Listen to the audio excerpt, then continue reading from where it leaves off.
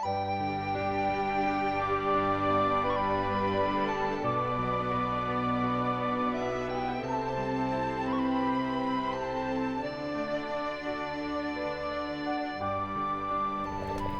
नाम ली चेंगेन है। अपनी बीमारी की वजह से मैं प्रभु में विश्वास रखने लगा था और विश्वास रखने के बाद मेरी सेहत सुधर गई। मैंने प्रभु के अनुग्रह का आनंद उठाया। उसकी उपस्थिति से मैं अक्सर खुश रहता और दिल में शांति का अनुभव करता। उन वर्षों में मैंने लोगों को चंगाई दी, दुष्ट आत्माएं निकाली, प्रभु यीशु के उद्धार का प्रचार किया, लोगों को पश्चाताप और अपने पापों को स्वीकारने में मदद की। पवित्र आत्मा सचमुच महान कार्य कर रहा था। बहुत से लोगों ने प्रभु यीशु का नाम स्वीकारा और प्रभु यीशु के आशीष और अनुग्रह का आनंद लिया। हेलो, बहन लियो का पति फिर से बीमार हो गया। क्या? हम अभी 100 गुना हासिल करेंगे और आने वाले संसार में अनंत जीवन पाएंगे।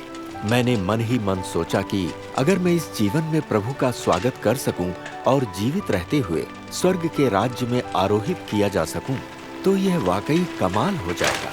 यह सोचकर ही मैं आनंदित हो रहा था।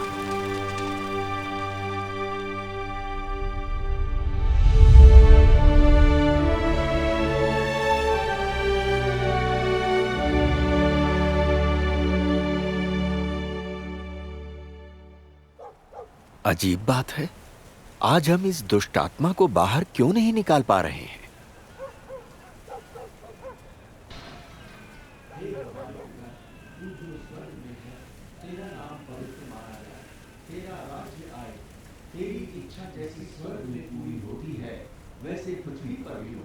हमारी दिन भर की रोटी आज हमें दे, और जिस प्रकार हमने अपने अपराधियों को क्षमा किया है, वैसे ही तू भी हमारे अपराधों को क्षमा कर, और हमें परीक्षा में ना ला, परंतु बुराई से बचा, क्योंकि राज्य और पराक्रम और महिमा सदा के लिए तेरे ही हैं। आमीन।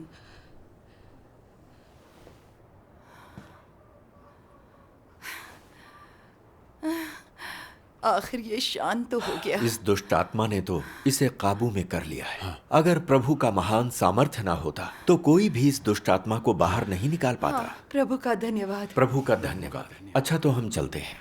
ठीक है, ख्याल रखना।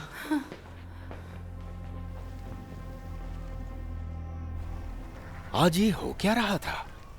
पहले हम एक सत्र में दुष्ट आत्माओं को बाहर निकाल देते थे। इस दुष्ट आत्मा को बाहर निकालना इतना मुश्किल क्यों हो रहा था? शायद हम शांत मन से प्रार्थना नहीं कर रहे थे।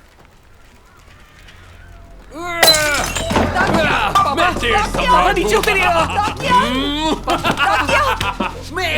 नीचे उतर जाइए ना पापा।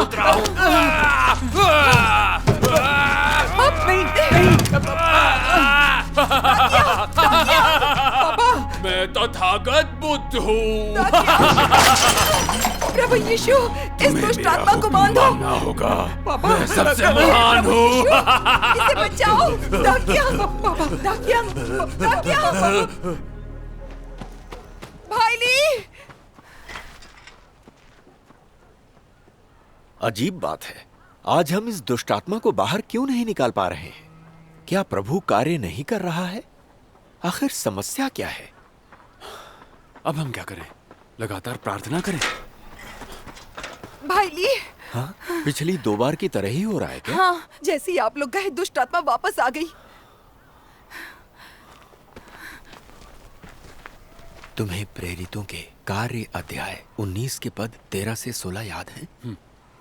कुछ यहूदी दुष्ट आत्मा को निकाल नहीं पा रहे थे और फिर अचानक उस दुष्ट आत्मा ने उन्हें काबू में कर लिया और नुकसान पहुंचाया। आखिर ये हो क्या रहा है?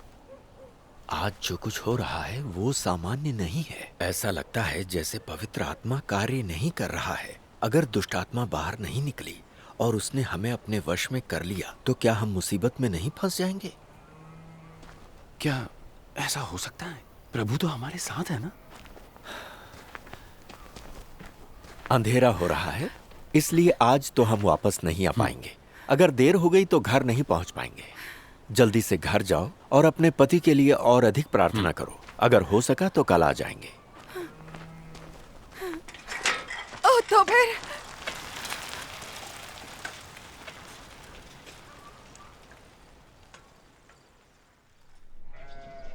क्या कह रहे हो? पवित्र आत्मा का कार्य आगे बढ़ गया है?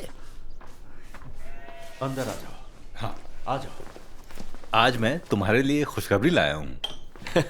कौन सी खुशखबरी? प्रभु के लौटने से बेहतर खबर और क्या हो सकती है? वाह वाह, तुमने सही समझा। प्रभु सचमुच लौट आया है। क्या लगता है तुम इन्हें बाहर क्यों नहीं निकाल पाए? क्यों? पवित्र आत्मा का कार्य आगे बढ़ गया है। परमेश्वर का कार्य एक कदम और आगे बढ़ गया है। लोगों को ठीक करना और दुष्ट आत्माओं को बाहर निकालना अनुग्रह के युग का कार्य था। अब हम राज्य के युग में हैं। सच में? क्या प्रभु वाकई लौट आया है? क्या मैं इसके बारे में झूठ बोलूंगा? अगर प्रभु लौट आया है तो हमें दिख क्यों नहीं रहा? कहां है वो? इस बार परमेश्वर देह धारण करके आया है। क्या कहा? देह धारण? हाँ, यह नामुमकिन है। परमेश्वर के देह धारण करके आने की बात तो छोड़ो, मैं तो यह भी नहीं मानता कि परमेश्वर आध्यात्मिक देह में आ चुका होगा, क्योंकि महाविनाश अभी शुरू नहीं हुए हैं। प्रभु महाविनाशों के बाद ही बादलों के साथ आएगा। तुम प्रभु के विनाशों के बाद लौटने की बात कर रहे हो। इसका मतलब है परमेश्वर गुप्त रूप से देह में कार्य करने और विजेताओं का एक समूह बनाने के बाद ही खुले तौर पर प्रकट होगा। दूसरे शब्दों में, परमेश्वर पहले देहधारी होकर गुप्त रूप से कार्य करता है और फिर वो खुले तौर पर प्रकट होता है। वो बादलों पर वापस आता है और हर आंख उसे देखती है, जैसा कि बाइबल कहती है। मैं तुम्हारी बात समझ नहीं पा रहा हूं। परमेश्वर 2 बार क्यों आएगा? एक ही बार आकर संतों को सीधे स्वर्गारोहित नहीं कर सकता? जैसा कह रहे हो वैसे नहीं हो सकता। 2 बार क्यों आएगा? परमेश्वर के पास असीमित अधिकार और सामर्थ्य है। चंगेन, चंगेन, मेरी बात अभी तक खत्म नहीं हुई है। अरे, उसके 2 बार आने का एक बहुत बड़ा महत्व है। पहली बार वह देह धारण करके विनाशों से पहले गुप्त रूप से कार्य करता है। इंसानी आपूर्ति के लिए सत्य व्यक्त करता है, न्याय का कार्य करता है, ताकि मनुष्य के पाप दूर हों और भ्रष्टता शुद्ध हो। यह कार्य रातों रात नहीं किया जा सकता। इसके लिए परमेश्वर को देहधारी होकर लंबे समय तक मनुष्य के बीच रहना पड़ता है, लोगों का साथ देना और उन्हें राह दिखाना जब तक वह उन्हें पूरी तरह पा न ले। इस समय परमेश्वर की शैतान से लड़ाई उसकी महिमा पाने के साथ खत्म होगी। उसकी 6000 वर्षीय प्रबंधन योजना का अंत होगा। पृथ्वी पर विनाशों के समाप्त होने पर एक नई मानव जाति का जन्म होगा। विनाशों के बाद परमेश्वर महिमा के साथ तमाम देशों और लोगों के सामने प्रकट होगा। यह उसका खुलकर प्रकट होना है। उस समय वैसी ही स्थिति होगी जैसी बाइबल में बताई गई है। देखो, वह बादलों के साथ आने वाला है और हर एक आंख उसे देखेगी, वरन जिन्होंने उसे बेधा था वो भी उसे देखेंगे, और पृथ्वी के सारे कुल उसके कारण छाती पीटेंगे। हाँ, ऐसा होगा। आमीन। तुम कह रहे हो कि परमेश्वर गुप्त रूप से कार्य करेगा? हाँ। और खुले तौर पर प्रकट होगा? हाँ। क्या बाइबल में इसका कोई वर्णन है? मुझे इसके बारे में क्यों नहीं पता? अरे, बेशक है। मत्ती अध्याय 24 पद 27 क्या कहता है? क्योंकि जैसे बिजली पूर्व से निकलकर पश्चिम तक चमकती है, वैसे ही मनुष्य के पुत्र का भी आना होगा। हाँ। तो फिर उस अंश के बारे में क्या? इसमें मनुष्य के पुत्र का जिक्र है ना? क्या मनुष्य का पुत्र देहधारी परमेश्वर नहीं है? लूका अध्याय 17 पद 24 से 25। क्योंकि जैसे बिजली आकाश के एक छोर से आकाश के दूसरे छोर तक चमकती है, वैसे ही मनुष्य का पुत्र भी अपने दिन में प्रकट होगा। परंतु पहले अवश्य है कि वह बहुत दुख उठाए और इस युग के लोग उसे तुच्छ ठहराएं। मैंने ये अंश अक्सर पढ़े हैं। उनका क्या? कहाँ कहा गया है कि परमेश्वर देहधारी होगा? इन दोनों अंशों में मनुष्य के पुत्र का जिक्र है। तुमने ध्यान नहीं दिया ना? विशेष रूप से दूसरा अंश कहता है, पहले अवश्य है कि वो बहुत दुख उठाए और इस युग के लोग उसे तुच्छ ठहराएं। क्या तुम्हें इन शब्दों में कुछ नजर नहीं आता? अगर परमेश्वर आध्यात्मिक देह में आए तो क्या वो इतना कुछ सह पाएगा? क्या ये पीढ़ी उसे अस्वीकार कर सकती है? कष्ट उठाना और इस पीढ़ी द्वारा नकारा जाना इंसान होने से जुड़ा हुआ है। ये मानव पुत्र की ओर संकेत नहीं है? क्या मानव पुत्र देहधारी परमेश्वर नहीं है? यह असंभव है। अरे तुम परमेश्वर ने एक बार देह में आकर कार्य किया है, फिर वो उसे दोहराएगा कैसे? क्या ऐसा करना जरूरी होगा? अरे चंगेन, परमेश्वर के विचार हमेशा इंसान से श्रेष्ठ होते हैं। क्या लोग परमेश्वर की थाह पा सकते तुम हैं? चाहे कुछ भी कहो, परमेश्वर के दोबारा देहधारी होने पर विश्वास नहीं होता। मैं इसे स्वीकार नहीं सकता। ऐसे बड़े मामलों की खोज मुझे प्रभु से करनी होगी। प्रभु लौट आया है। तुम इसकी जांच नहीं कर रहे हो, तुम इसके वचन नहीं सुन रहे हो। इसका कोई प्रमाण नहीं है। कोई प्रमाण मैं कैसे नहीं मानता। क्या ये पद प्रमाण नहीं है? कोई प्रमाण कैसे नहीं तुम है? जाओ। मेरी बात सुनो। इसका मेरी बात कोई खत्म प्रमाण हुई नहीं अभी। है। मेरे पास मुझे अभी नहीं बहुत कुछ है सुनना। तुम्हें बताने को। जाओ यहाँ से। है, सुनो, तुम आज के जमाने के फरीसी हो।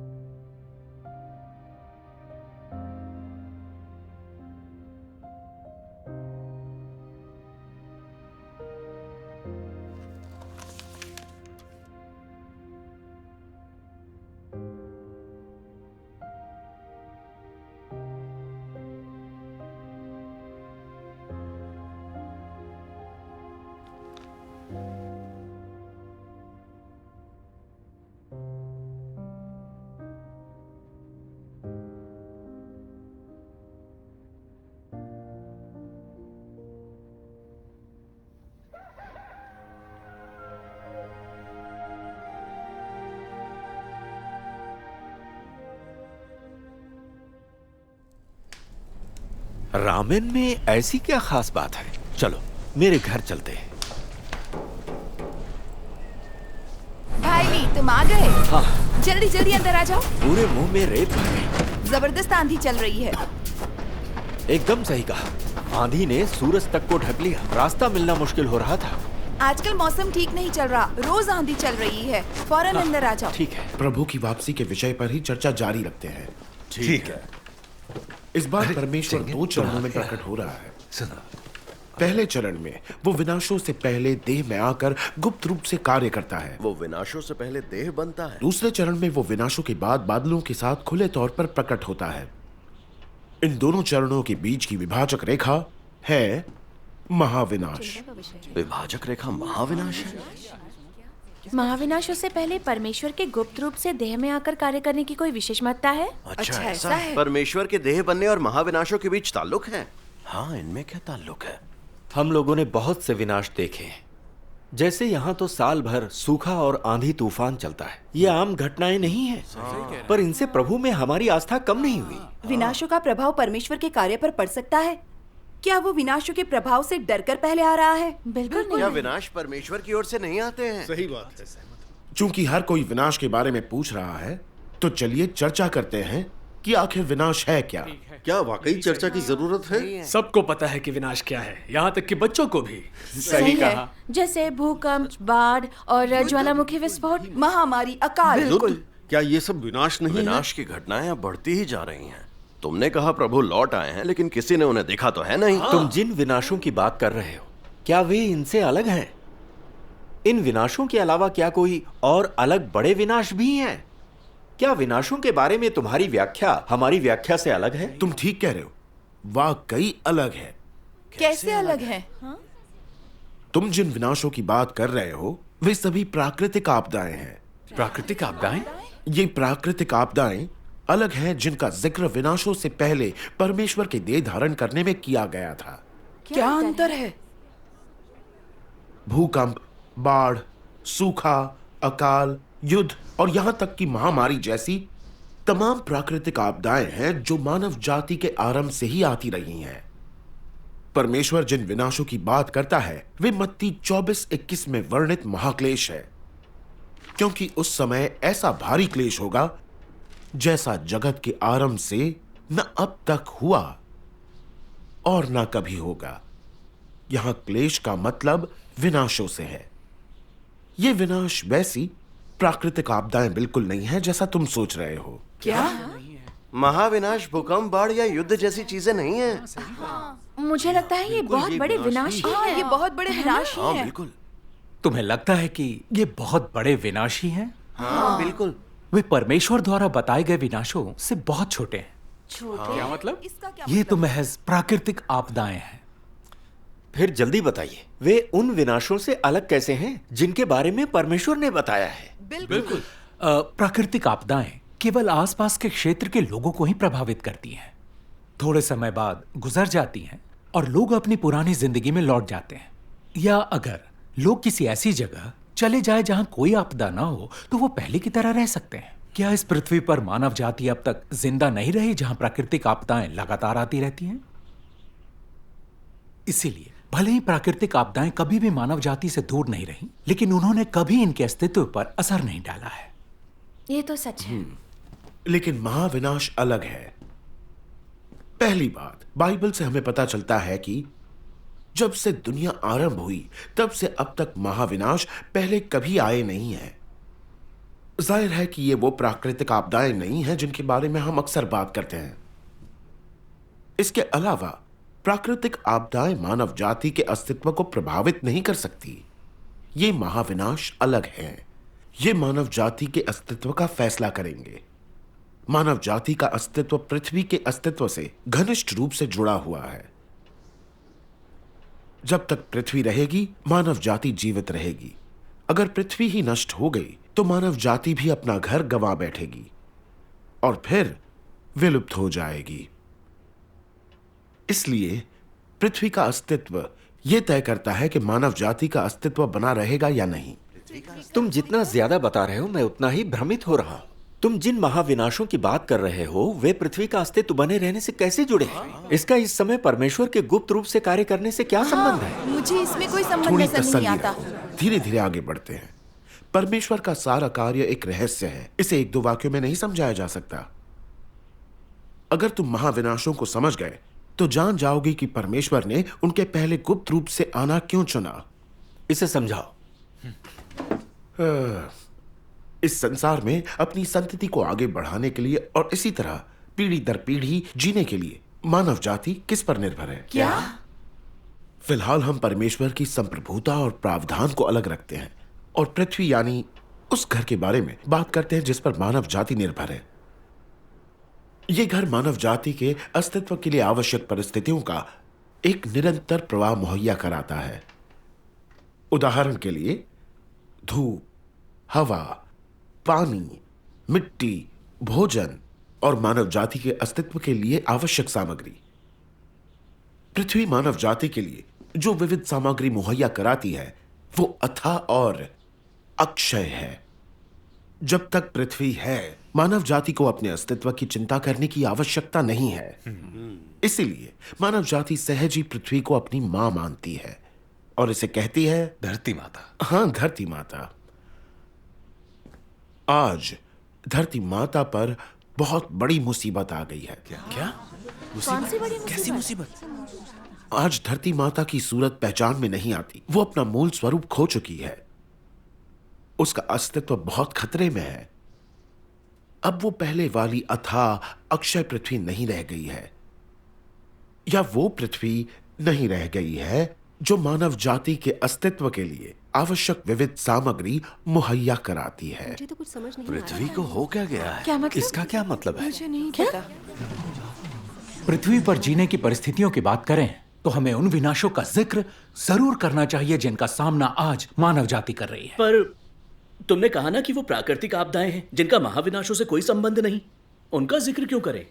मानव जाति आज जिन विविध विनाशों का सामना कर रही है वे प्राकृतिक आपदाएं नहीं है। ओह वाकई, उनके पास हमेशा एक जवाब होता है। चलिए इसके कुछ उन प्रमुख पहलुओं पर चर्चा करें जिन्हें हम जानते हैं। पृथ्वी यानी वो घर जिसमें हम रहते हैं अब किस स्थिति का सामना कर रही है? किस स्थिति का? पहली बात तो ये कि पृथ्वी की मिट्टी में ही समस्या है। मिट्टी में? दूसरी बात, पृथ्वी की वनस्पति को गंभीर क्षति पहुंची है। वनस्पति को क्षति? और तीसरी बात है जल। अरे हाँ, सभी जल निकाय यानी नदियां, झीलें, समुद्र और भूमिगत जल प्रदूषित हो गए हैं।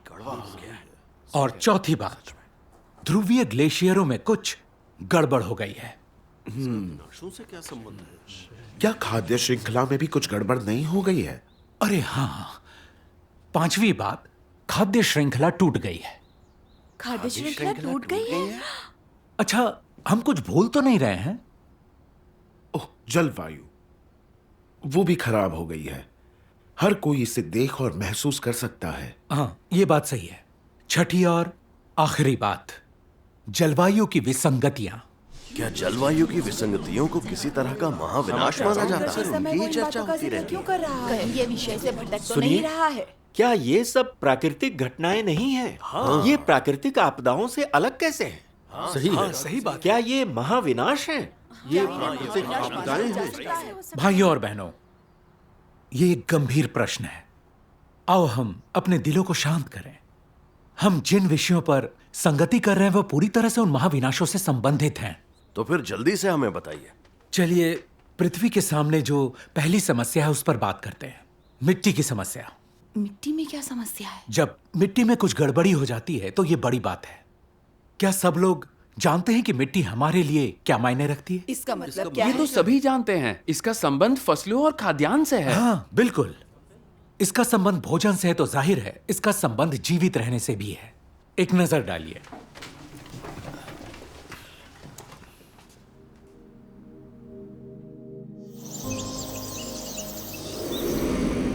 आज पृथ्वी पर मिट्टी का बड़ा हिस्सा रेतीलेपन, क्षरण और मरुस्थलीयकरण की प्रक्रिया से गुजर रहा है।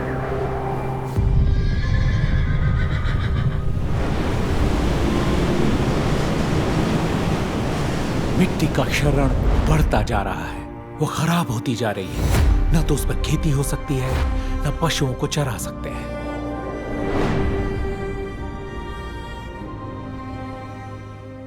आज पृथ्वी की 1/4 मिट्टी रेगिस्तान में बदल चुकी है।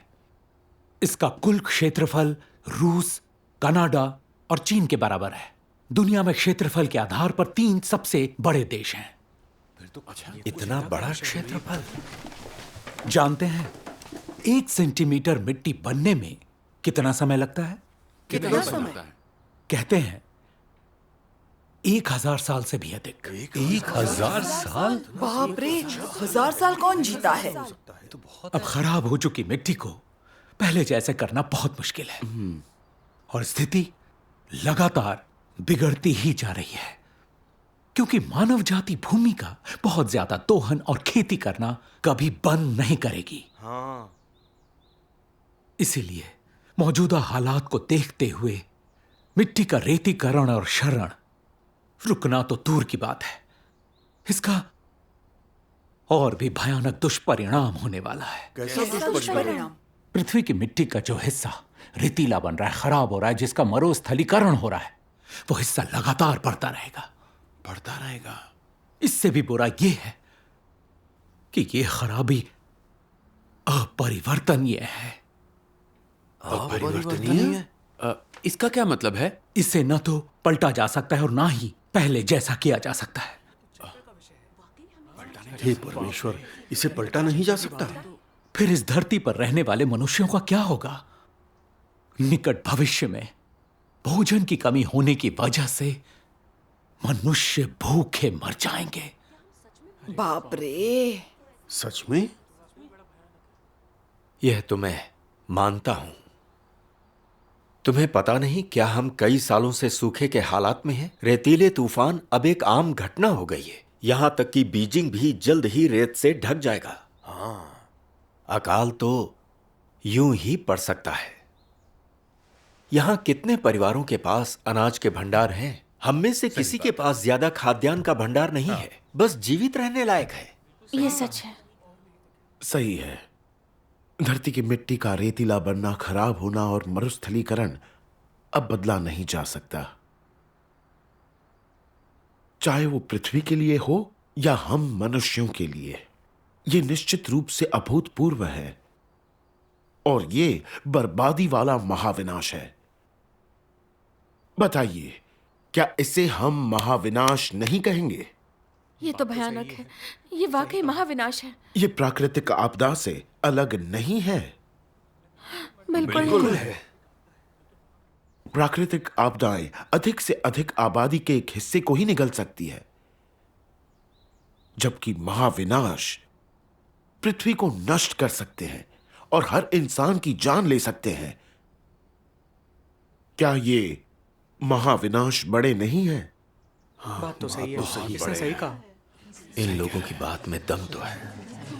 सुनो, तुम्हें क्या लगता है? मैं तो तुम्हें विश्वास नहीं दिला सकता, लेकिन दूसरा दिला सकता है। अब तुम्हें भरोसा हुआ? ठीक है, उसकी बात अभी खत्म नहीं हुई का है। महाविनाश दुनिया भर में 1 अरब लोगों के अस्तित्व को खतरे में डालने के लिए काफी है और निकट भविष्य में उनका सर्वनाश कर सकता है।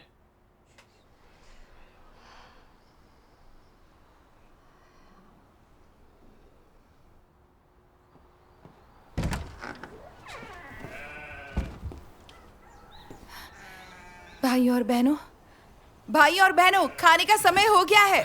हम कैसे खा सकते हैं? वो अभी अहम हिस्से पर तो आए ही नहीं। हाँ, सही है। पहले भाई चैन और शू को खाने दो, ये भूखे नहीं जा सकते। ठीक है, थोड़ी जगह बना लेते हैं। अरे चलो चलो भी, चलो। ये लो, रामेन आ गया। चलो, रामेन भी आ क्या बात है। भाई चैन, धन्यवाद। भाई चैन, चलो मेरे घर पर भोजन बात समझ आ करो। गई। चलो भी। अरे ऐसा नहीं हो सकता, खाना तो बना लिया है, ये कैसे जा सकते हैं? तुम्हारी पत्नी विश्वास नहीं करती तो भाई चैन को घर कैसे ले जाओगे? उसकी चिंता मत करो, मैं फैसले लेता हूँ। चल। अरे तुम इसे छीनने की कोशिश कैसे कर सकते हो? तुम ऐसा नहीं कर सकते। आओ आओ आओ। खाना खाओ। भाई ली वाकई जोश में है। सामने खाना। चलो बैठो।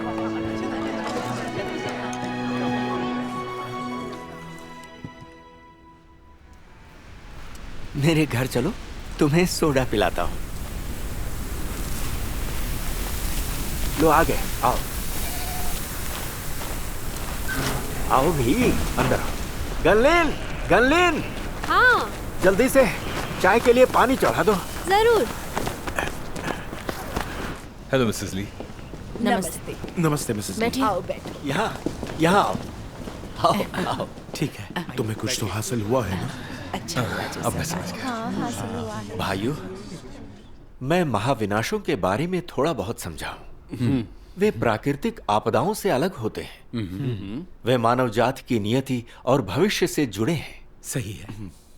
लेकिन मैं अभी भी जानना चाहता हूँ, परमेश्वर देहधारी होकर क्यों आएगा और महाविनाशों से पहले ही क्यों आएगा? बिल्कुल, पर ऐसा क्यों है? परमेश्वर महाविनाशों से पहले कार्य करता है ताकि विजेताओं का समूह बनाया जा सके। तब विजेता महाविनाश के बाद स्वर्ग के राज्य में उठाए जाने के योग्य हो जाएंगे। हाँ, सही है। हमने इतने सालों से प्रभु में विश्वास रखा है, उसके लिए धैर्य रखा, कष्ट सहे, खुद को खपाया और क्रूस उठाया, प्रभु के मार्ग का अनुसरण किया। क्या हम स्वर्ग के राज्य में उठाए जाने के योग्य नहीं हैं? हाँ, हमने बहुत कष्ट झेले हैं और हर दिन सतर्कता से प्रतीक्षा की है। हम सभी तैयार हैं। क्या इतना सब काफी नहीं है? हाँ, क्या इतना सब काफी नहीं है? राज्य का युग आने से पहले, यानी परमेश्वर के महान श्वेत सिंहासन का न्याय शुरू करने से पहले, सारी चीजें जो हमने प्रभु में अपने विश्वास के लिए की वो काफी थी। लेकिन परमेश्वर जैसे विजेता बनाना चाहता है, उनकी तुलना में ये काफी नहीं है। उससे काफी कम है। तो फिर हमें और क्या करना होगा? थोड़ी तसल्ली रखिए। चलिए बाइबल पढ़ते हैं। ठीक है। मत्ती अध्याय 5 में 8 आशीर्वचनों का उल्लेख है। भाई ली, पहला तुम पढ़ोगे? ठीक है। धन्य हैं वे जो मन के दीन हैं, क्योंकि स्वर्ग का राज्य उन्हीं का है। आमीन। आमीन। ये आशीर्वचन मनुष्य के लिए परमेश्वर के वादे हैं और मनुष्य से उसकी अपेक्षाएं हैं। पहले में परमेश्वर चाहता है लोग आत्मा में दीन हो, केवल वही स्वर्ग के राज्य में प्रवेश कर सकते हैं। हाँ भाई ली, तुम्हें लगता है लोगों के लिए आत्मा में दीन होना आसान है? हाँ। तो तुमने ये हासिल कर लिया? हाँ, तुम्हें बस विनम्र बनना और अहंकार नहीं करना है। हाँ। क्या बाहर से विनम्र होने का अर्थ है कि तुम अंदर से भी विनम्र हो? तुम अहंकारी नहीं हो? जब तुमने कुछ हासिल नहीं किया, कोई योगदान नहीं दिया, जब तुम एक साधारण विश्वासी हो, जब तुम्हें लगे कि तुम स्वर्ग के राज्य में जाने योग्य नहीं, तो तुम विनम्र रह सकते हो और अहंकारी नहीं बनते। लेकिन जब तुम दूसरों से बेहतर और अधिक कार्य करते हो और दूसरों की तुलना में बेहतर प्रतिष्ठा और रुतबा रखते हो, तो क्या तब भी तुम विनम्र रहोगे? क्या तुम अहंकार से मुक्त होगे? उस समय तुम खुद को संयमित नहीं कर पाओगे। तुम्हारे लिए विनम्र बने रहना मुश्किल होगा और तुम्हारे लिए अहंकार से मुक्त होना और असंभव हो जाएगा। तुम्हारे मन में केवल अहंकारपूर्ण विचार ही आएंगे, जैसे मैं ही बेहतर हूं, मैं दूसरों से श्रेष्ठ हूं, मैं कोई असाधारण व्यक्ति नहीं हूं, बाकी लोग मेरी अगुवाई के बिना कार्य नहीं कर सकते, मेरा रुतबा और पुरस्कार दूसरों से बड़ा है। सही है। आत्मा में दीन और विनम्र होने के लिए तुम्हें खुद पर संयम रखना होगा, भोगासक्त बनने से बचना होगा। अगर तुम में अहंकार आए तो उसे प्रकट नहीं करना चाहिए, उसे नियंत्रित करना चाहिए और तुम्हें मन ही मन प्रभु से प्रार्थना करनी चाहिए कि वो तुम्हें अनुशासित करे। इससे काम चल जाएगा हम ना? इसी तरह अभ्यास करते हैं। सुनो, क्या ये दिखावा नहीं है? ये धोखेबाजी करना है।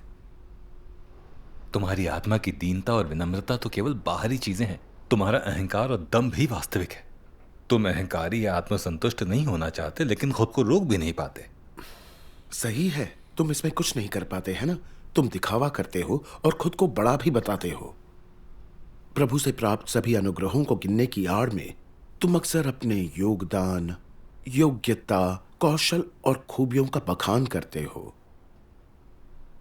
भले ही अंदर से खुद को संयमित करने की पूरी कोशिश करते हो। मुझे प्रभु की महिमा नहीं चुरानी चाहिए, मुझे प्रभु की महिमा नहीं चुरानी चाहिए सोचते हो, फिर भी तुम रुक नहीं पाते और डींगे मारते हो और अपनी तुलना पौलुस से करते हो।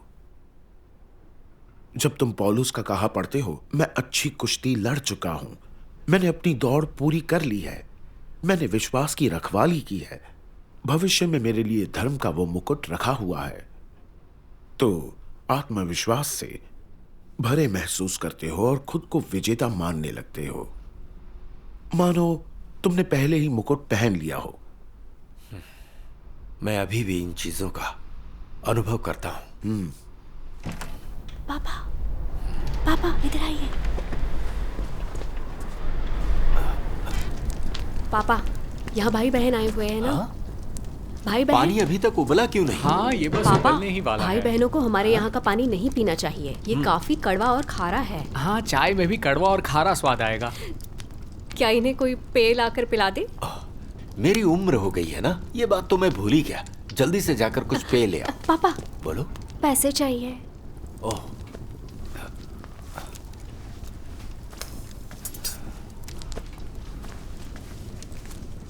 मेरे पास इतने ही है, फटाफट। पापा, कुछ फल भी ले आए क्या? ठीक है। फिर तो ये पैसे कम पड़ेंगे ना पापा? अपनी माँ से कुछ पैसे मांग लो। पापा, आपको पता तो है माँ कैसी है। अच्छा छोड़ो, चिंता मत करो, कोई रास्ता निकाल लेंगे। चलो चलते हैं, चलो। ठीक है, हम जाते हैं पापा। ध्यान से। सर्वशक्तिमान परमेश्वर के बताए सिद्धांत से अभ्यास करने से मेरा मन धीरे धीरे स्वच्छ और पवित्र हो गया और मैं अक्सर परमेश्वर के सामने खुद को शांत कर पाता हूँ। पहले की तुलना में दूसरों के खिलाफ ईर्ष्या करने की मेरी मनोदशा अब उतनी गंभीर और निरंतर नहीं है। हाँ, बहुत अच्छी बात है। अगर मेरे अंदर ऐसी मनोदशा दोबारा उभरती भी है तो मैं उससे परेशान नहीं होता। क्या बात है। अच्छी बात है। ऐसा कर पाते। परमेश्वर का धन्यवाद। जैसा प्रभु यीशु ने वादा किया था, धन्य है वे जिनके मन शुद्ध हैं, क्योंकि वे परमेश्वर को देखेंगे। तुम अपने आप से काफी खुश नजर आ परमेश्वर रहे में हो। तुम जैसा आदमी परमेश्वर को देखने जा रहा है। इसके अलावा परमेश्वर के तुम्हें ये मौजूद नहीं मालूम भाई शू, लेकिन जब हम साथ मिलकर प्रचार करते थे तो वो बोलने की भी हिम्मत नहीं कर पाता था, खासकर जब वहाँ बहुत सारे लोग होते थे। हाँ। वह मुंह खोलते ही घबरा जाता था। अरे जीशिन, उसे बताओ ना, क्या तुम पहले ऐसे नहीं थे? हाँ, क्या तुम भूल गए? भाई ली, देखकर कैसा लगता है कि बाकी लोग तुमसे बेहतर हैं।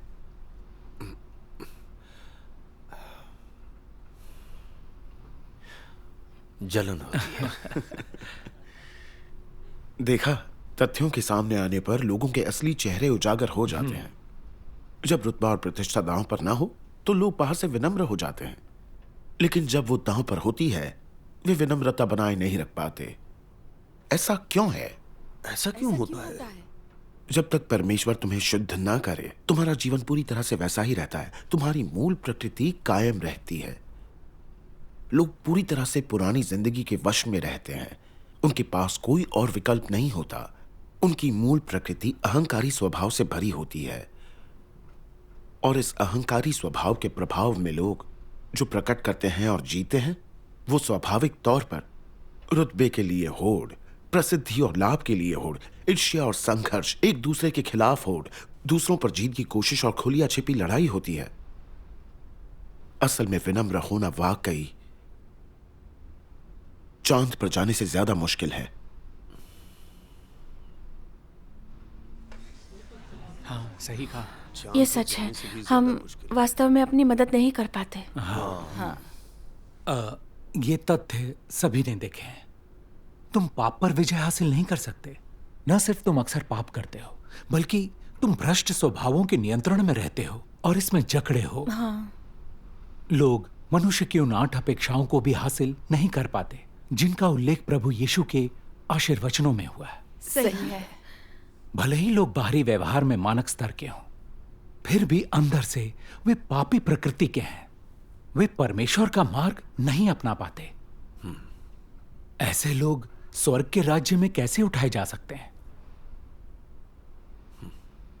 इसीलिए लोगों को एक और चरण शुद्ध करने की आवश्यकता है, ताकि न केवल उनके व्यवहार में परिवर्तन आए, बल्कि वे पाप पर विजय पा सकें और फिर पाप ना करें। बेशक मानव जाति को इसकी जरूरत है और यही कार्य परमेश्वर कर रहा है। कमाल है। बहुत बढ़िया। हमारे पास अपने पापी प्रकृति को छोड़ने का मार्ग है। परमेश्वर का धन्यवाद है। भाई, कुछ हद तक मेरी समझ है कि परमेश्वर को नए कार्य का एक और चरण करने के लिए आना होगा। हाँ। लेकिन उसे देह क्यों धारण करना होगा? अगर परमेश्वर का आत्मा कार्य करने आए तो क्या यह एक ही बात नहीं होगी? उसका आत्मा कार्य करने क्यों नहीं आता? आप बताइए ना। तुमने अभी तक इस मसले पर बात नहीं की है। बिल्कुल, इस बारे में बताओ। प्रभु यीशु के सूली पर चढ़ने और पुनरुत्थान को कितना समय हो चुका है? 2000 वर्ष। तो क्या परमेश्वर की आत्मा तब से अब तक कार्य नहीं कर रही है? ऐसा ही लगता है। परमेश्वर का आत्मा 2000 वर्षों से कार्य कर रहा है। उसके मार्ग का अनुसरण करना जानते हो? क्या तुम्हारी पापी प्रकृति ठीक हो गई? शायद ठीक नहीं हुई है। निश्चित रूप से ठीक नहीं हुई है। बस अभी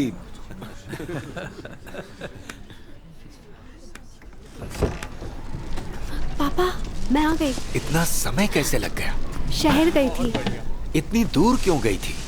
यहाँ ये सब नहीं मिल पाता ना, और फिर यहाँ ताज़ा चीजें नहीं मिलती। कौन खाता वो सब? थोड़ी सेब लीजिए।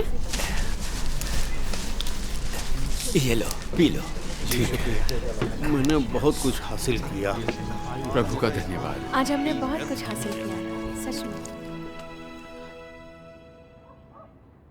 सरकार मुझे ढूंढ रही है। मेरी पत्नी भी नाराज रहती है। मैं भी इस घर में नहीं रह सकता।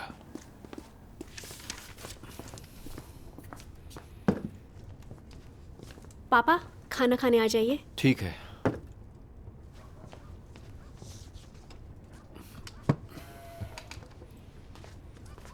ये लो। सुनो, तुम परमेश्वर में विश्वास रखते हो तो क्या तुम बस उसी के वचन पढ़ते रहोगे? तुम्हें भूख भी तो लगती है ना? बस सारा दिन उस किताब को पढ़ने में ही बिताते हो, फिर बाहर चले जाते हो। घर पर इतना काम रहता है, मैं अकेली ही करती रहती हूँ। तुम चाहते हो कि मैं थक कर मर जाऊं? माँ, तुम ये क्या कह रही हो? मैं और भाई भी तो आपके साथ काम करते हैं ना। मेरी वजह से काम कहाँ अटकता है? खेती बाड़ी के मौसम में तो मैं हमेशा घर पर ही रहता हूँ ना। अगर तुम्हें विश्वास रखना ही है तो घर पर चुपचाप ये सब करो ना। मैं तुम्हें नहीं रोकूंगी, चाहकर भी नहीं रोक सकती। तुम बाहर मत जाया करो, मेरी बात समझो। वो सुसमाचार प्रचार करने के लिए बाहर जाता है, कुछ बुरा नहीं कर रहा। तुम उसे क्यों रोकती हो? तुम तो प्रभु में उसके विश्वास का समर्थन करने वाली थी। मुझे बाहर जाना पड़ता है। महाविनाश शुरू हो चुके हैं। परमेश्वर आ गया है। और ऐसे बहुत से लोग हैं जिन्होंने यह समाचार नहीं सुना है। मुझे बाहर जाकर उन्हें बताना होता है। जो लोग प्रभु में विश्वास रखते हैं वे प्रभु के आने की प्रतीक्षा करते हैं। तुम विश्वास नहीं रखती, तुम्हें यह बात बिल्कुल समझ नहीं आ रही। तुम वाकई बहुत जिद्दी हो। सरकार के लोग कई बार यहाँ आ चुके हैं। जब तुम्हें गिरफ्तार किया जाएगा और तुम जेल में कष्ट झेलोगे तब ये सब नहीं कहोगे। अगर तुम वाकई गिरफ्तार हो गए तो हम चारों का गुजर बसर कैसे होगा बताओ। परिवार में बूढ़ी औरत है, 2 बच्चे हैं। इसमें रोने की क्या बात है? वो जेल जाता है तो ये परमेश्वर की अनुमति है। कितनी स्तुति योग्य बात है। चलो खाना खाओ, बहस मत करो।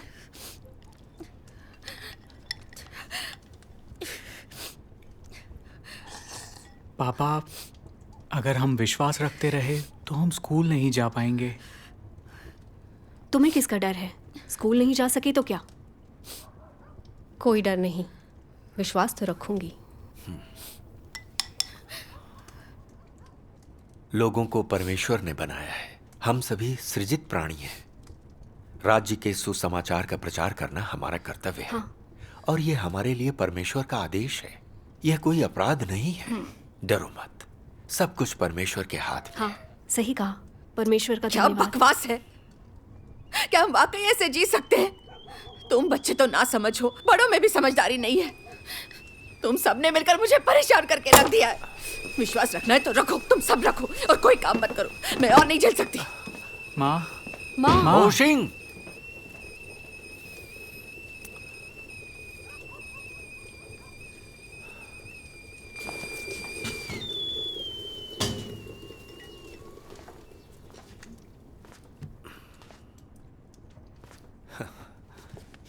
तुम्हारी माँ महान है हर तरह से, लेकिन उसमें साहस की कमी है। मुझे पता है, मुझे लेकर वो चिंतित रहती है और मेरी गिरफ्तारी से डरती है। असल में वो दिल से परमेश्वर में हमारे विश्वास का समर्थन करती है। हमें उसके लिए प्रार्थना करनी चाहिए।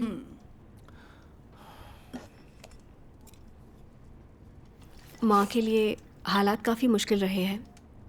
इस साल सूखा पड़ा है। सभी फसल के पौधों को हाथ से पानी देना पड़ता है। जानता हूँ। तुम दोनों और समझदार बनो, खेलकूद कम करो। तुम्हारी माँ की उम्र बढ़ रही है, काम में उसकी मदद करो, उसे गुस्सा मत दिलाओ। गनक्वान, तुम सुन रहे हो ना? जी, सुन रहा हूँ।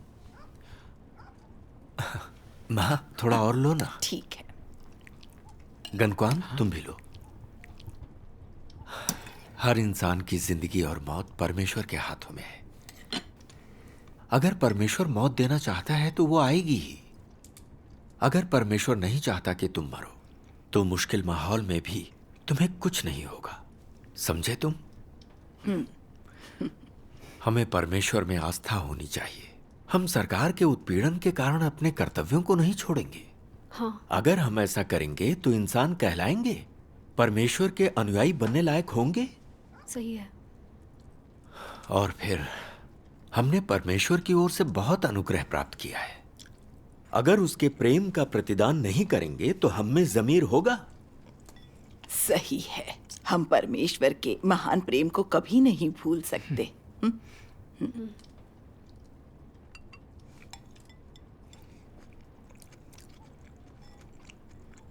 जब मैं घर से दूर रहूं तो परमेश्वर के वचन और अधिक पढ़ो, अधिक प्रार्थना करो। माँ की बातों से बेबस मत होना। तुम्हें अपनी दादी का भी अच्छे से ख्याल रखना चाहिए और उन्हें परमेश्वर के और अधिक वचन पढ़कर सुनाने चाहिए। जी, मैं याद रखूंगा। समझ गई। गनक्वान, जाओ अपनी माँ से कहो आकर खाना खा ले। जाओ। ठीक है। माँ, गुस्सा मत हो, आओ खाना खा लो।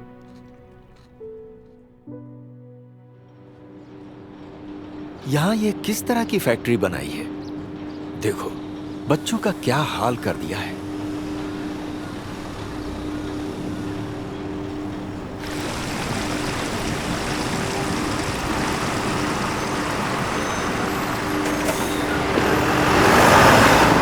ये गंध कैसी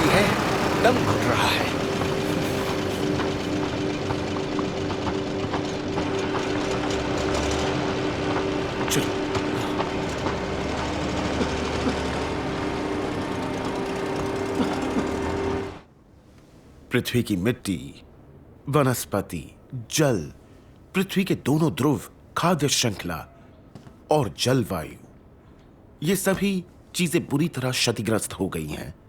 मानव जाति का अस्तित्व संकट में है। मानव जाति इन चीजों को झेल रही है। इन महाविनाशों का हमें सामना करना पड़ेगा। महाविनाश? ये महाविनाश है? बाइबल की भविष्यवाणियों में इनका उल्लेख है, क्योंकि उस समय ऐसा भारी क्लेश होगा जैसा जगत की शुरुआत से लेकर अब तक पहले कभी नहीं हुआ और ना कभी होगा। आमीन। चलिए वनस्पति को होने वाले नुकसान के बारे में बात करते हैं। मानव जाति द्वारा अत्यधिक कटाई के कारण पृथ्वी के 1/3 जंगल पृथ्वी से पहले ही लुप्त हो चुके हैं। क्या 1/3? और ये 1/3 कितना बड़ा है? कितना बड़ा है? ये 2 अमेरिका की कुल भूमि जितना बड़ा है। तो कितने ही पेड़ काटे गए होंगे।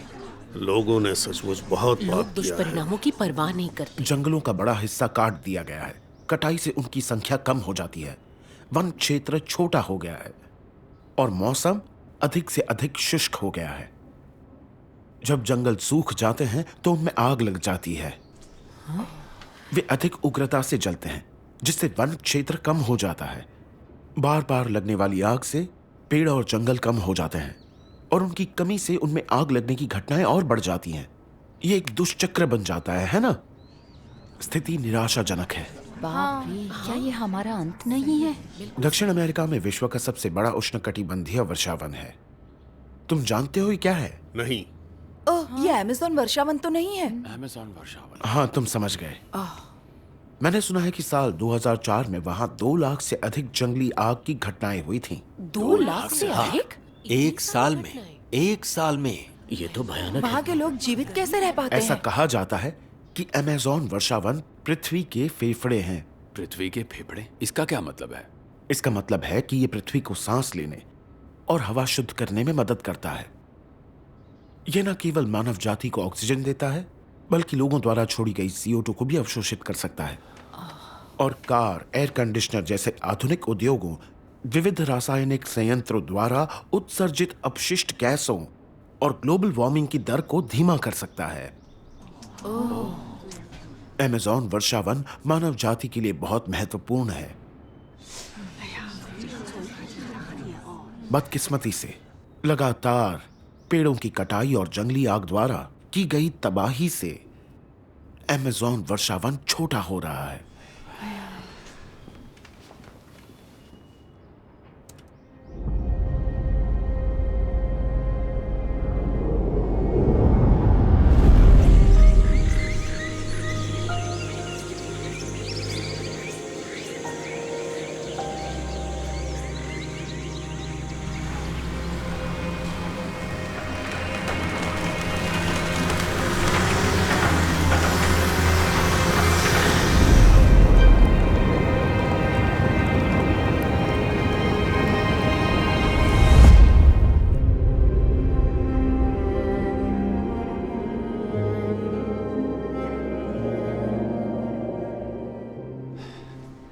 वैज्ञानिकों का अनुमान है कि रास की मौजूदा तेज और चिंताजनक दर को देखते हुए भविष्य में अमेज़न वर्षावन पूरी तरह से खत्म हो सकता है। पूरी तरह से खत्म? ये बहुत गंभीर है। ये तो भयानक है। कुछ हद तक अमेज़न वर्षावन तूफानों और हवा के वेग के प्रभाव को कम कर सकते हैं। वहां की हरी भरी वनस्पतियां बारिश के प्रभाव और हवा की गति को कम कर सकती हैं। तूफानों के कारण मानव जाति को होने वाली तबाही को कम कर सकती हैं। देखा, अकेले अमेज़न वर्षावन का हम पर इतना बड़ा प्रभाव है और इसलिए तुम कल्पना कर सकते हो कि जंगलों के कट जाने से, आग में जलकर नष्ट हो जाने से मानव जाति पर कितना बड़ा प्रभाव पड़ेगा। ये तो सच है। इसलिए मौसम लगातार असामान्य होता जा रहा है और हवा खराब हो रही है। ये सभी घटनाएं मानव इतिहास में अभूतपूर्व और अपरिवर्तनीय है। क्या ये महाविनाश नहीं है? ये महाविनाश ही है। कोई हैरानी नहीं कि गर्मी लगातार बढ़ती जा रही है। ये बिल्कुल सच है। गर्मी दिन ब दिन बढ़ती जा रही है। हर साल बढ़ रही है। पिछले 2 साल ठंडे भी रहे हैं और गर्म भी। इस समय ये साल पिछले से ठंडा है। सही कहा। मौसम अब बहुत अजीब हो गया है। भयंकर गर्मी होती है, फिर भयंकर ठंड भी। क्या इसका संबंध फेफड़े के कैंसर की समस्या से है? बेशक है। वन भूमि घट गई है और घास के मैदान भी ज्यादा नहीं बचे हैं। इसके दुष्परिणाम क्या होंगे? इसका हम पर प्रभाव तो नहीं पड़ेगा ना? सही प्रश्न। इसका असर चरवाहों पर पड़ सकता है या फिर घास के मैदानों में रहने वाले लोगों पर। घास के मैदानों की भूमिका वनों से बिल्कुल कम नहीं है। ये हवा को शुद्ध भी करते हैं, जल संरक्षण करते हैं, हवा को रोकते हैं और रेत को स्थिर रखते हैं। इनके बहुत सारे कार्य हैं। ये मानव जाति के लिए बहुत महत्वपूर्ण है।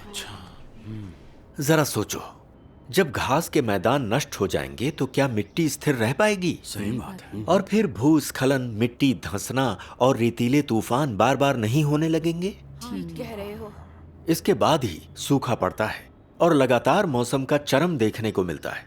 जब सूखा पड़ता है और जलवायु असामान्य हो जाती है तो लोगों का जीवन संघर्षमय हो जाता है। पौधे और जानवर दोनों प्रभावित होते हैं। जीवित रहना कठिन होता है। हाँ, मैंने देखा है कि अब भेड़ियों की संख्या बहुत कम हो गई है। लोग उन्हें मार रहे हैं और जलवायु बद से बदतर होती जा रही है। बात सिर्फ भेड़ियों की नहीं है, दूसरी प्रजातियों के जानवर भी तो कम हो गए हैं ना। सही कहा है। सच बात है। ये सब चीजें हमारे चारों ओर घट रही हैं। ये चीजें तो हमने व्यक्तिगत रूप से अनुभव की और देखी हैं। 100 साल पहले कभी कभी जंगल में आग लगना, सूखा और भूस्खलन बस सिर्फ प्राकृतिक आपदाएं हुआ करती थी। लेकिन अब जो आपदाएं हम देख रहे हैं वे सामान्य नहीं हैं। इसका क्या मतलब है? ये सब आपदाएं नहीं है? हाँ, क्या अंतर है? जरा सोचो, ये आपदाएं पूरी दुनिया भर में हर जगह हो रही हैं और लगातार होती जा रही हैं, बिल्कुल एक के बाद एक, और उनका पैमाना भी बढ़ता ही जा रहा है। एक दिन एशिया के जंगल में आग लगती है, अगले दिन पता चला कि अमेरिका में भी ऐसा ही हो रहा है। एक दिन उत्तरी अमेरिका में तो अगले दिन दक्षिणी अमेरिका में। एक दिन ऑस्ट्रेलिया में आग लगती है तो अगले दिन कनाडा में। इस आग को बुझाने के लिए यहां तक कि विमान तक भेजे जाते हैं। इन पर काबू पाने में इंसान बेबस नजर आता है। आग जब उनकी सारी संपत्तियों को जला रही होती है तो लोग बस देखते रह जाते हैं। लोग अपने घरों को छोड़ने को मजबूर हो जाते हैं। जब आग लगती है तो महीनों तक जलती रहती है। ये आग देश की सीमाओं के पार दूसरे देशों तक फैल रही है।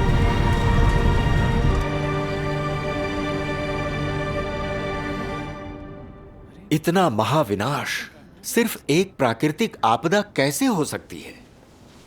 ये महाविनाश निरंतर जारी हैं और विश्व भर में फैले हुए हैं। इनके दुष्परिणामों को देखते हुए ये अपरिवर्तनीय और अपूर्णीय है। अब की स्थिति को देखते हुए मानव जाति के लिए यह एक अद्वितीय तबाही लाने वाला महाविनाश है। तबाही लाने वाला महाविनाश? कुछ वैज्ञानिकों का कहना है कि वनों, घास के मैदानों को होने वाले नुकसान की वर्तमान गति को देखते हुए मानवता का पर्यावरण कुछ ही दशकों में बेहद खराब हो जाएगा और मानव जाति के लिए विलुप्त होने का खतरा पैदा हो जाएगा। कौन विलुप्त हो जाएगा? विलुप्त होने का खतरा किसे होगा? क्या तुमने उनकी बात नहीं सुनी? तुम ध्यान से नहीं सुन रहे हो। ये मानव जाति के बारे में है, हमारे बारे में। मानव जाति विलुप्त हो जाएगी। हाँ, सही बात है, सही कहा है। दूसरे शब्दों में, लगातार होने वाली इन आपदाओं के कारण पृथ्वी बर्बादी के कगार पर पहुंच जाएगी और मानव जाति भी बर्बादी के कगार पर पहुंच जाएगी। तो बताओ, क्या यह महाविनाश नहीं है? ये वाकई महाविनाशी है और मुझे लगता था ये प्राकृतिक आपदाएं हैं। प्राकृतिक आपदाएं वाकई प्रकृति में महाविनाश से अलग होती हैं। हमने इसकी असलियत पहले क्यों नहीं देखी? मैं पूरी तरह सहमत हूँ। अब जबकि तुम समझ गए हो तो सोचो, क्या ये बात महाविनाश प्रकाशित वाक्य 8:7 की बात को पूरा करता है? पहले स्वर्गदूत ने तुरही फूंकी और लहू से मिले हुए ओले और आग उत्पन्न हुई और पृथ्वी पर डाली गई, और पृथ्वी की 1/3 जल गई और पेड़ों की 1/3 जल गई और सारी हरी घास भी जल गई। ये सच है, ये बिल्कुल वैसा ही हो रहा है। महाविनाश तो पहले ही आ चुके थे, लेकिन हम अंधेरे में थे, हमें इसका पता नहीं था। तभी तो हर साल गर्मी बढ़ती जा रही है, हवा बद से बदतर होती जा रही है। रेतीली हवाएं हमारे लिए उत्तर पश्चिम में और तेज होती जा रही है। जून में कुछ स्थानों पर बर्फबारी हुई है। अगर यही हाल रहा तो इस सूखे का कोई अंत नहीं होगा। हो सकता है हमारे लिए खाने के लाले पड़ जाएं। पहले लगता था कि चीजें बेहतर हो जाएंगी, सोचा ही नहीं कि हालात इतने बुरे होंगे। ये स्थिति अपरिवर्तनीय है, ये वाकई महाविनाश है। इस पर विचार करो। वनस्पति क्षति का यही एक पहलू ये वही बच्चा है। वो सचमुच कष्ट में है। वनस्पति को होने वाली इस क्षति ने हमारे अस्तित्व पर सीधा असर डाला है। भविष्य में मानव जाति के लिए जीवन मुश्किल होता जाएगा। Doctor Hong, doctor Hong! ये फिर से बीमार पड़ गया। चलो इसे अंदर ले चलो। जल्दी जल्दी कीजिए, हटिए। नीचे रखो इसे। बहुत दर्द हो रहा है माँ। इंजेक्शन देंगे तो दर्द होना बंद हो जाएगा। डॉक्टर होंग, जल्दी कीजिए। ये लो। ये लीजिए। धन्यवाद। हर रोज भाई होंग से इलाज कराने के लिए यहाँ कितने सारे लोग आते हैं ना? इस गांव में इतने सारे बीमार लोग कैसे हैं? इस गांव के नजदीक एक स्मेल्टिंग प्लांट है। सीसे का विष फैलने के कारण इस गांव के कुछ लोगों की हड्डियां विकृत हो गई हैं और कुछ महिलाओं का गर्भपात हो जाता है। यहाँ बच्चे सिर के दर्द से पीड़ित हैं, वो पढ़ाई नहीं कर पाते। ये बहुत डरावना है। हाँ, सीसे की विषाक्तता के कारण यह मानसिक रूप से अक्षम और मिर्गी से पीड़ित बच्चे बहुत हैं। वो मिर्गी से पीड़ित बच्चा लगभग हर रोज डॉक्टर को दिखाने आता है। मुझे उस बच्चे पर बहुत तरस आता है। हाँ। फैक्ट्री के बगल वाली नदी गंदी और बहुत बदबूदार है। पहले बच्चे अक्सर वहाँ खेलने जाते थे, लेकिन अब कोई वहाँ जाने की हिम्मत नहीं करता। मैंने सुना है कि भूमिगत पानी भी प्रदूषित हो गया है। अब जब तुमने पानी का जिक्र किया तो मुझे याद आया, पानी एक वास्तविक समस्या है। इन वर्षों में औद्योगिक विकास के कारण अपशिष्ट गैस उत्सर्जन हुआ है और जहरीले रसायनों और सभी प्रकार के कचरे के निकास ने हवा, महासागरों और नदियों को प्रदूषित कर दिया है। भूमिगत जल भी इसका अपवाद नहीं है।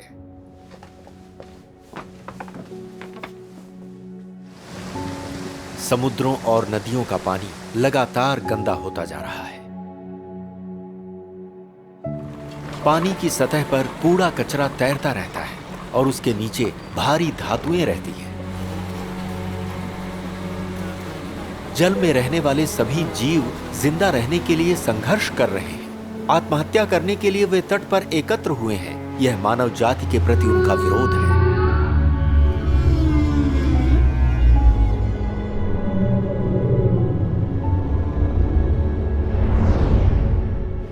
पृथ्वी की लगभग सभी नदियां अब प्रदूषित हो चुकी हैं। अरे, चीन में ऐसा कहा जाता है कि अधिकांश झीलों और जलाशयों का पानी गंभीर रूप से प्रदूषित हो चुका है।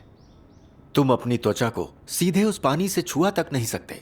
बहुत सारा पानी तो सिंचाई के लिए भी इस्तेमाल नहीं किया जा सकता।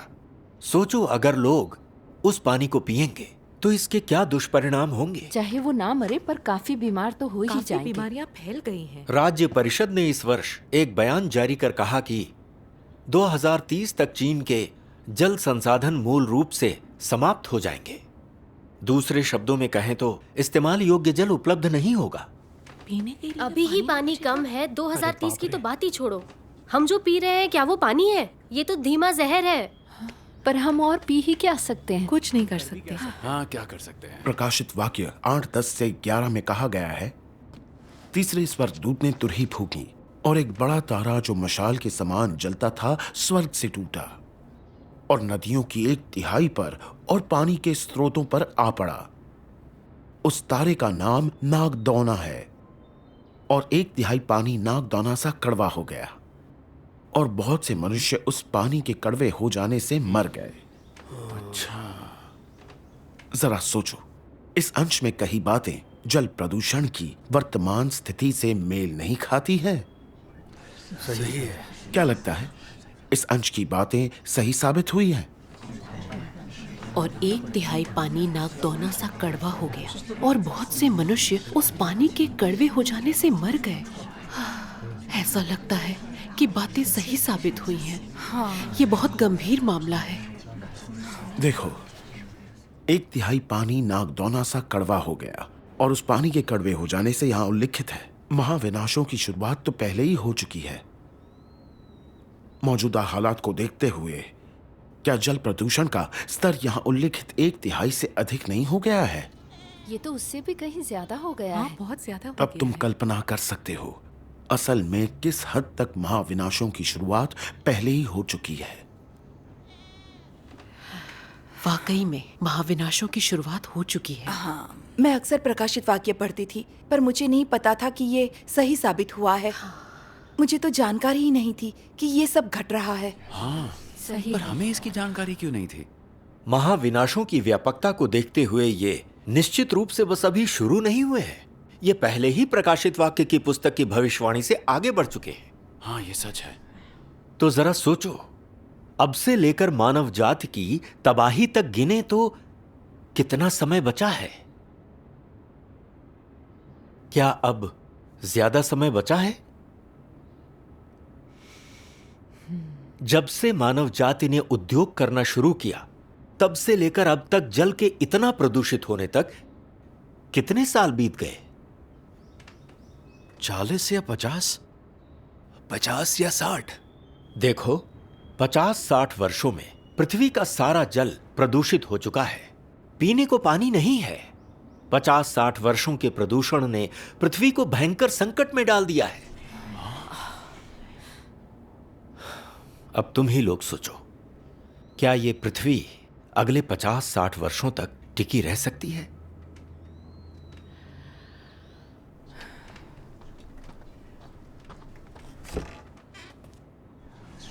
बताइए ना। हमारी पीढ़ी के लिए हालात बहुत मुश्किल हैं।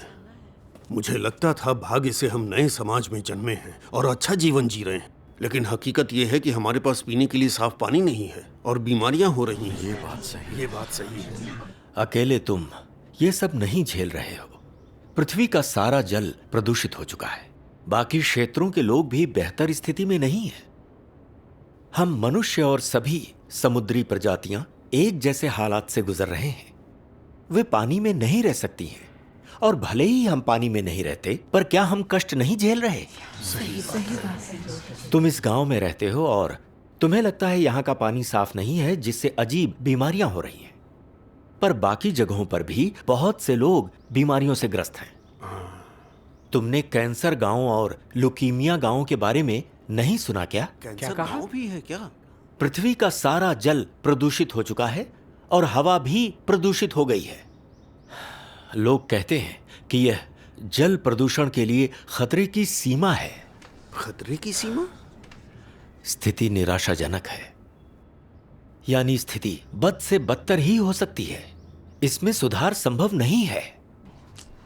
अरे बाप रे। भविष्य में लोगों को तरह तरह की बीमारियों की पीड़ा झेलनी ही पड़ेगी। वे लाइलाज हो जाएंगे। अपने दिन दर्द में ही गुजारेंगे जब तक वे उस यातना से मर ना जाएं। यह वह भविष्य है जिसका सामना मानव जाति को करना है। अभी तो लोगों की बीमारियों का इलाज करके तुम उनका दर्द थोड़ा कम कर सकते हो, लेकिन तुम उनकी समस्याओं को जड़ से खत्म नहीं कर सकते। यह बिल्कुल सच है। मैं जानता हूं, उन्हें कोई नहीं बचा सकता। उसकी चिंता छोड़ो, दूसरों को बचाने से पहले हम खुद की चिंता तो कर लें। सही कहा। हम तो खुद ही जीवित नहीं रह सकते। ये निश्चित रूप से महाविनाश है। ये बताइए, प्रभु की वापसी से उसका आखिर क्या संबंध है? क्या संबंध है? यूहन्ना 16:12-13 में लिखा है कि प्रभु यीशु ने कहा था, मुझे तुमसे और भी बहुत सी बातें कहनी है, परंतु अभी तुम उन्हें सह नहीं सकते। परंतु जब वह अर्थात सत्य का आत्मा आएगा तो तुम्हें सब सत्य का मार्ग बताएगा। यही वह कार्य है जो परमेश्वर महाविनाशों के दौरान कर रहा है। जब सभी महाविनाश समाप्त हो जाएंगे, परमेश्वर विजेताओं का एक समूह बना चुका होगा और फिर वे स्वर्ग के राज्य में उठा लिए जाएंगे। इससे प्रकाशित वाक्य के ये वचन पूरे होते हैं। ये वे हैं जो उस महाक्लेश में से निकल कर आए हैं। इन्होंने अपने अपने वस्त्र मेमने के लहू में धोकर श्वेत किए हैं। भूकंप, भागो! निकलो जल्दी! भागो! जल्दी करो! जल्दी! भागो!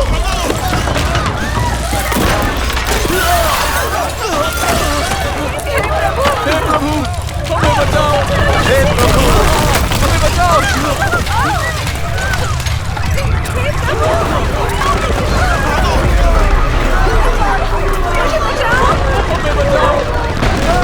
सर्वशक्तिमान परमेश्वर, हमारी रक्षा करो ताकि हम आपदा के दौरान जीवित रह सकें। आमीन। ओह परमेश्वर, हमारा अस्तित्व तुम्हारे हाथों में है। आमीन। हमारी रक्षा और हमारा मार्गदर्शन करो। चीनी भूकंप नेटवर्क केंद्र के अनुसार 12 मई 2008 को दोपहर 2:28 चीनी मानक समय पर सिचुआन के वेंचुआन प्रांत में 8 की तीव्रता का भूकंप आया। भूकंप का केंद्र 31 डिग्री उत्तर 103.4 डिग्री पूर्व था। शीलिन, हेलोंगजियांग और शिनजियांग को छोड़कर अन्य सभी प्रांतों और शहरों में भूकंप के झटके महसूस किए गए। भूकंप के कारण 69,227 लोग मारे गए, 17,923 लापता बताए जा रहे हैं और 3,74,643 लोग घायल हुए हैं।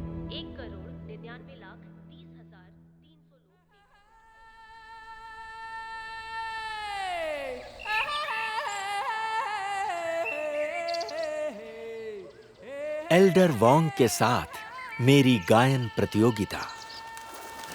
प्रभु निकल जाओ, यहाँ से निकल जाओ, निकलो, आवाज बंद करो, सुनो, निकलो यहाँ से, मुझे ऐसे धक्के मत दो, बाहर निकलो। मैं तुम्हारी तरह जवान आदमी नहीं हूँ, निकलो, अपने बड़ों का आदर तो करो। भाई, हम प्रभु के विश्वासी सब लोग एक परिवार हैं। हमारे परिवार नहीं है, बाहर निकलो, निकलो, रुको, सुनो, निकलो, चलो, जाओ यहाँ से। अरे तुम क्या करने की कोशिश कर रहे हो? चलो। मुझे यहाँ एल्डर वोंग से मिलने आने में बहुत समय लगा। मैं उनसे मार्गदर्शन चाहता हूँ। निकलो, निकलो, बाहर निकलो। एल्डर, चले जाओ। एल्डर। ठीक है। देखा? एल्डर,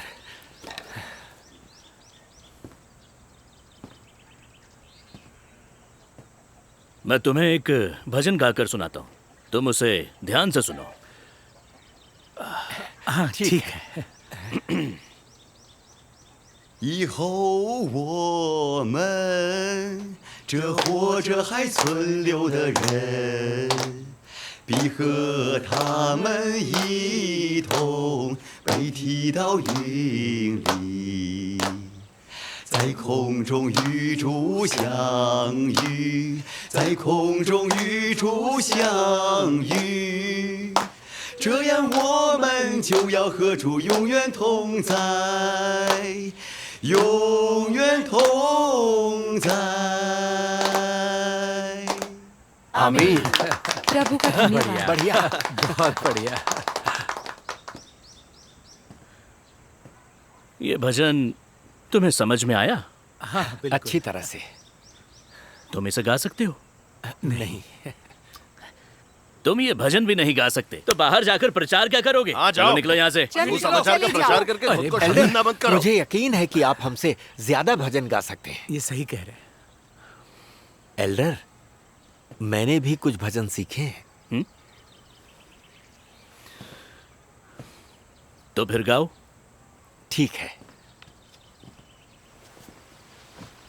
耶稣的再来，对于能接受真理的人，是一个极大的拯救；对于不能接受真理的人，就是被定罪的记号。你们当选择自己的路。 当选择自己的路，不要做亵渎圣灵、弃绝真理的事，不要做无知狂妄的人，当作顺服圣灵引导，渴慕寻求真理的人，这样对你们才有益处，对你们才有益处。आमीन। सुनो, ये भजन एकदम नया है। एल्डर, यकीनन आप भी यह भजन गा सकते हैं। मैंने ये भजन कभी नहीं सुना है। ये बाइबल के किस भाग से है? बस ये बताइए, ये सुनने में कैसा लगा आपको? अच्छा लगा। अब आप जानना चाहते हैं कि यह भजन कहां से आया? तुम्हें कुछ और कहने की जरूरत नहीं है। साफ साफ बताओ कि प्रभु देहधारी होकर क्यों लौटेगा, फिर तुम्हारे साथ मैं भी विश्वास रखने लगूंगा। ठीक है एल्डर, परमेश्वर के इस्राएल में कार्य करने से लेकर प्रभु यीशु के सूली पर चढ़ने और आज तक 6000 साल बीत गए हैं, है ना? हाँ, वो तो है, पर ये तुम मुझे क्यों बता रहे हो? 6000 वर्षों से परमेश्वर लगातार मानव जाति के बीच कार्य कर रहा है। क्या मनुष्य की पापी प्रकृति ठीक हो गई? क्या आप मानते हैं कि आप अब भी पाप कर सकते हैं? बक बक बंद करो, कुछ और बात मत करो। बस ये बताओ कि प्रभु देहधारी होकर क्यों लौटेगा। अगर तुम ये साफ तौर पर समझा सको तो हम बात कर सकते हैं। हाँ, क्या तुम ये बात साफ तौर पर समझा सकते हो?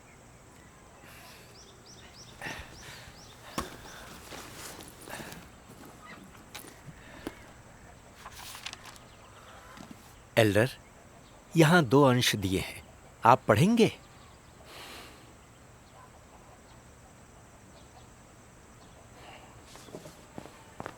मैं पढ़ता हूं। ठीक है। परमेश्वर द्वारा मनुष्य को सीधे आत्मा की पद्धति और आत्मा की पहचान का उपयोग करके नहीं बचाया जाता। जोर से पढ़ो। क्योंकि उसके आत्मा को मनुष्य द्वारा ना तो छुआ जा सकता है, ना ही देखा जा सकता है, और ना ही मनुष्य उसके निकट जा सकता है। सुन नहीं पा रहा हूं।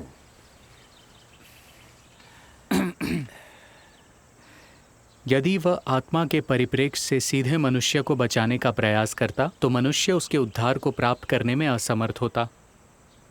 यदि परमेश्वर एक सृजित मनुष्य का बाहरी रूप धारण ना करता तो मनुष्य के लिए इस उद्धार को प्राप्त करने का कोई उपाय ना होता, क्योंकि मनुष्य के पास उस तक पहुंचने का कतई कोई तरीका नहीं है। बहुत हद तक वैसे ही जैसे कोई मनुष्य यहोवा के बादल के पास नहीं जा सकता था। केवल एक सृजित मनुष्य बनकर, अर्थात अपने वचन को उस देह में जो वह बनने वाला है रखकर ही वह व्यक्तिगत रूप से वचन को उन सभी लोगों में ढाल सकता है जो उसका अनुसरण करते हैं।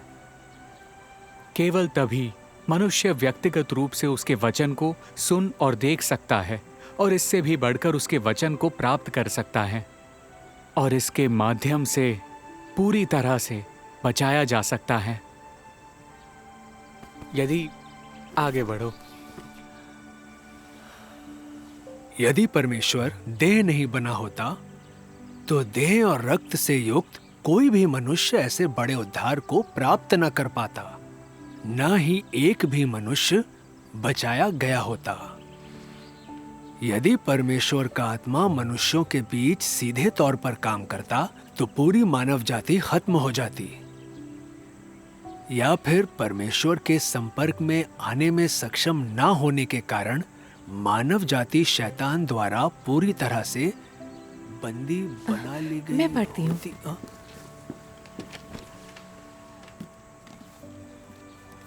भ्रष्ट मनुष्य के लिए सबसे अधिक मूल्य रखने वाला कार्य वो कार्य है जो सटीक वचन प्रदान करे, वो कार्य जो अनुसरण के लिए स्पष्ट लक्ष्य प्रदान करे, जिसे देखा या स्पर्श किया जा सके। केवल यथार्थवादी कार्य और समयोजित मार्गदर्शन ही मनुष्य की अभिरुचियों के लिए उपयुक्त होता है, और केवल व्यावहारिक कार्य ही मनुष्य को उसके भ्रष्ट और पतित स्वभाव से बचा सकता है। हालांकि ये सारा कार्य केवल देहधारी परमेश्वर द्वारा हासिल किया जा सकता है। केवल देहधारी परमेश्वर ही मनुष्य को उसके पुराने भ्रष्ट और पतित स्वभाव से बचा सकता है। यद्यपि आत्मा परमेश्वर का अंतर्निहित सार है, फिर भी इस तरह का कार्य केवल उसकी देह के द्वारा ही किया जा सकता है। यदि आत्मा अकेले ही कार्य करता, तब उसके कार्य का प्रभावी होना संभव नहीं होता।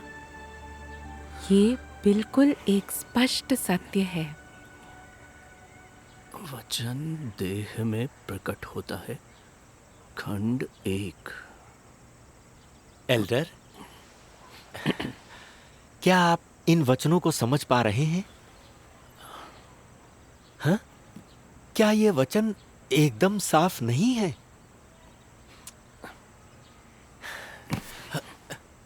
ये वचन तुम्हारे शब्दों से कहीं ज्यादा साफ है। अगर ये तुमने मुझे पहले पढ़ाए होते तो मैं प्रस्तावना।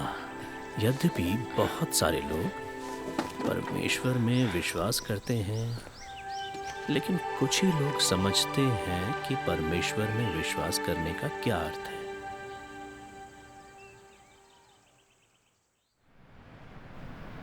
देखो, हम दोनों मिट्टी में सन गए हैं।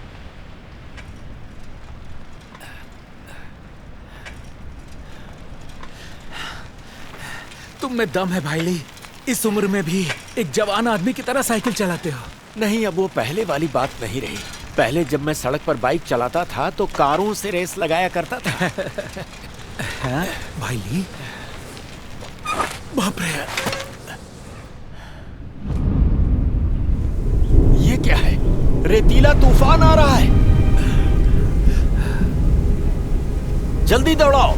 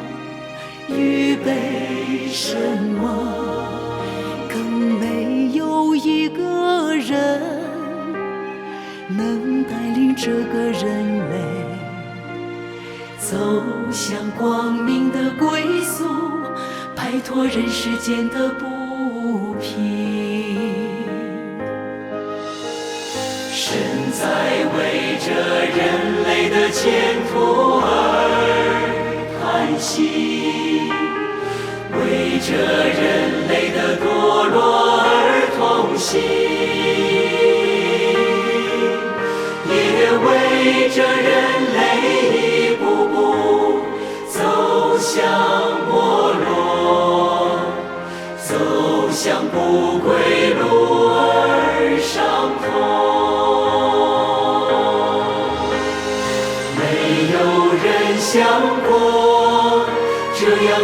让身伤痛心，背起身去找那饿着的人类，汇总向河。